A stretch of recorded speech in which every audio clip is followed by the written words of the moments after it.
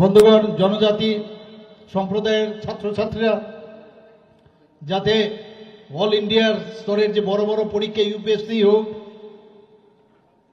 বিভিন্ন যেসব competitive exam তাদের যাতে পরীক্ষা দিতে পারে, তাদের কোচিংয়ের জন্য আমরা ব্যবস্থা করেছি সরকার আসার পর। শিক্ষাক্ষেত্রে আপনারা সবাই জানেন বিভিন্নভাবে প্রি মেট্রিক স্কলারশিপ, আমাদের পোস্ট মেট্রিক স্কলারশিপ, আমাদের ডিপার্টমেন্টের যিনি এখন মন্ত্রী বাহাদুর আছেন, আগে কম টাকা দেওয়া হতো, উনি বলেন আরো বাড়াতে হবে। আমি বললাম বাড়িয়ে দাও, বাড়িয়ে দিয়েছেন। আপনারা সবাই জানেন 40 থেকে 80 টাকা করে এখন সেটা বোধহয় বাড়িয়েছেন খুব সম্ভব। তো এই যে এটিটিউড কথা বলে মেধাবী জনজাতি ছাত্রছাত্রীদের আমরা মেধা পুরস্কার দেওয়ার সেটা আমরা শুরু করেছি। 2023-24 অর্থ বছরে 5000-এর উপর আমরা এই ছাত্রছাত্রীদের বৃত্তি আমরা দিয়েছি। স্পেশাল কোচিংয়ের কোর্স সাবজেক্টে তাদেরকে যেন আরো বেশি করে উপযুক্ত করা যায় তার জন্য আমরা কোচিংয়ের ব্যবস্থা করেছি।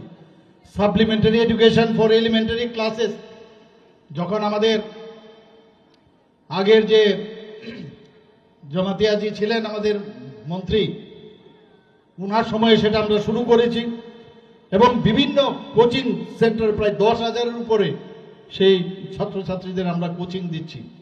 বন্ধুগণ, 3টি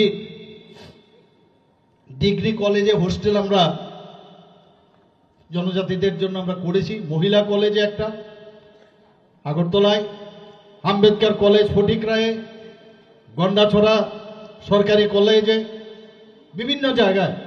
তাছাড়া আপনারা সবাই জানেন, এখানেও আমার পূর্ববর্তী বক্তারা বলেছেন, Eklavya model residential school EMRS 21টার মতো, আগে 4টা ছিল, পরে আরো 17টার মতো স্যাংশন হয়েছে।